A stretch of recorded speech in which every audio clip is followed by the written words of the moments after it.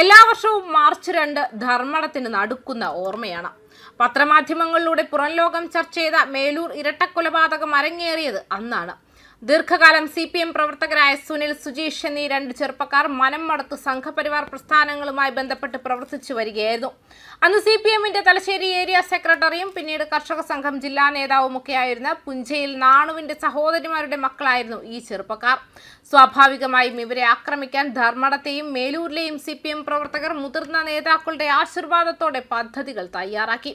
ഇതറിഞ്ഞ ഇവർ രാത്രികാലങ്ങളിൽ വീടുകളിൽ താമസിച്ചിരുന്നില്ല. ഇവർ ധർമ്മടം പുഴയുടെ അടുത്തുള്ള ചകിരി ഷെഡിലായിരുന്നു ഉറങ്ങിയിരുന്നത്.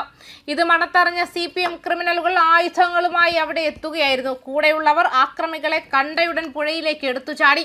നല്ല ഉറക്കത്തിലായിരുന്ന ഇവർ രണ്ടുപേരും എഴുന്നേൽക്കുന്നതിന് മുൻപേ അവിടെ വെച്ച് തന്നെ വെട്ടിക്കൊലപ്പെടുത്തുകയായിരുന്നു. ഈ കേസിൽ ഏരിയ സെക്രട്ടറിയും സ്വന്തം അമ്മാവനുമായ പുഞ്ചയിൽ നാണുവിന്റെ പേരും പ്രതിപട്ടികയിലുണ്ടായിരുന്നു. പിന്നീട് സമ്മർദ്ദത്തെ തുടർന്ന് പേര് ഒഴിവാക്കുകയായിരുന്നു. അതോടെ കമ്മ്യൂണിസ്റ്റ് കുടുംബങ്ങളായിരുന്ന ഇവരുടെ കുടുംബങ്ങൾ സംഘപരിവാർ പ്രസ്ഥാനങ്ങളുമായി ബന്ധപ്പെട്ട് പ്രവർത്തിക്കാൻ തുടങ്ങി.